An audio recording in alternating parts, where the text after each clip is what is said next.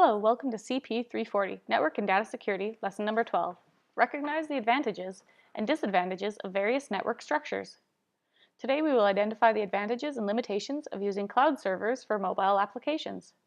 Identify the advantages and limitations of using a wide area network that includes limited bandwidth areas.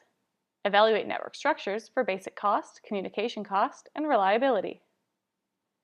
Identify the advantages and limitations of using cloud servers for mobile applications.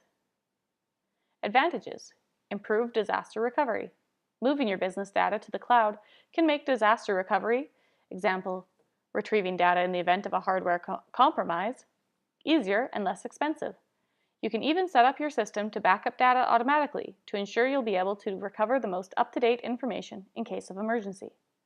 Increased collaboration and flexibility.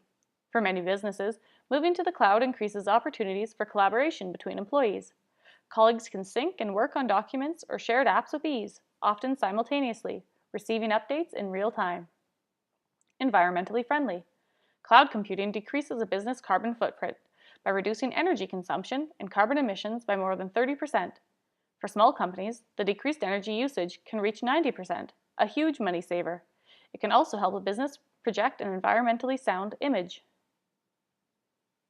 Limitations: internet connectivity. Running all or some of your business applications in the cloud is great, as long as you can maintain a consistent internet connection. If any one of your cloud-based service providers loses connectivity, or if your ISP experiences an outage, you're out of business until that internet connection returns.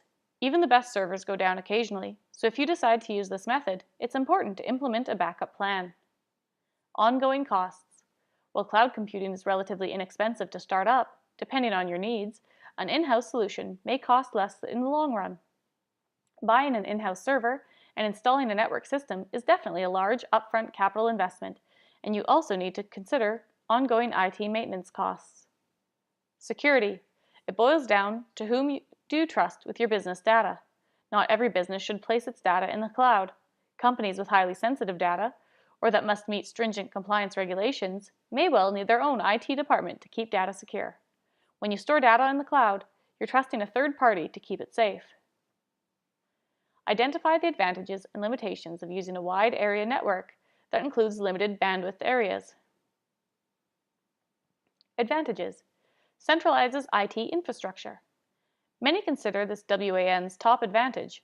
A WAN eliminates the need to buy email or file servers for each office. Instead, you only have to set up one at your head office's data center. Setting up a WAN also simplifies server management, since you won't have to support, backup, host, or physically protect several units. Also, setting up a WAN provides significant economies of scale by providing a central pool of IT resources the whole company can tap into. Boosts your privacy. Setting up a WAN allows you to share sensitive data with all your sites without having to send the information over the internet. Having your WAN encrypt your data before you send it adds an extra layer of protection for any confidential material you may be transferring. With so many hackers out there just dying to steal sensitive corporate data, a business needs all the protection it can get from network intrusions. Increases bandwidth. Corporate WANs often use leased lines instead of broadband connections to form the backbone of their networks. Using leased lines offers several pluses for a company, including higher upload speeds than your typical broadband connections. Corporate WANs also generally offer unlimited monthly data transfer limits, so you can use these links as much as you like without boosting costs. Improved communications not only increase efficiency, but also boost productivity. Eliminates need for ISDN. WANs can cut costs by eliminating the need to rent expensive ISDN circuits for phone calls. Instead, you can have your WAN carry them. If your WAN provider prioritizes voice traffic, you probably won't see any drop off in voice quality either. You may also benefit from much cheaper call rates when compared to calls made using ISDN circuits. Some companies use a hybrid approach. They have inbound calls come over ISDN and outbound calls go over the WAN.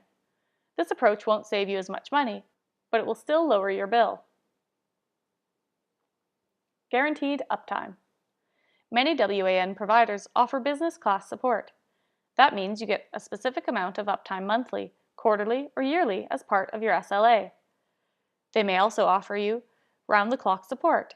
Guaranteed uptime is a big plus, no matter what your industry. Let's face it, no company can afford to be down for any length of time in today's business environment, given the stringent demands of modern customers. Cuts cost, increase profits. In addition to eliminating the need for ISDN, WANs can help you cut costs and increase profits in a wide variety of other ways. For example, WANs eliminate or significantly reduce the cost of gathering teams from different offices in one location. Your marketing team in the United States can work closely with your manufacturing team in Germany using video conferencing and email.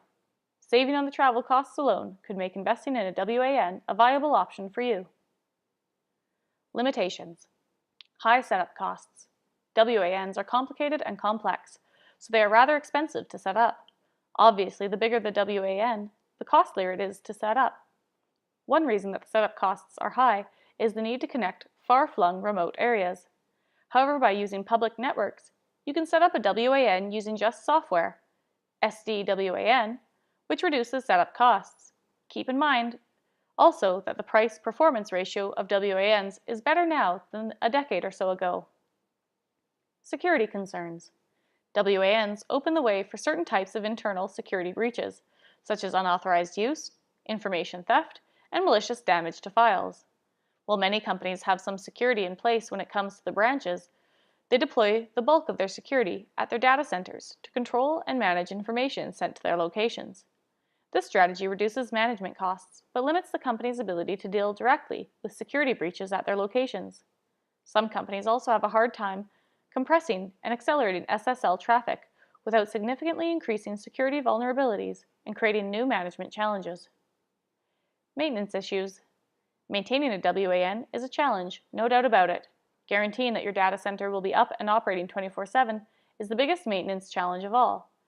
Data center managers must be able to detect failures before they occur and reduce data center downtime as much as possible, regardless of the reasons. Downtime is costly. In fact, a study done by Infinite's research estimates that medium and large businesses in North America lose as much as $100 million annually to IT and communication technology downtime. Thank you for viewing my video. I hope you found it educational.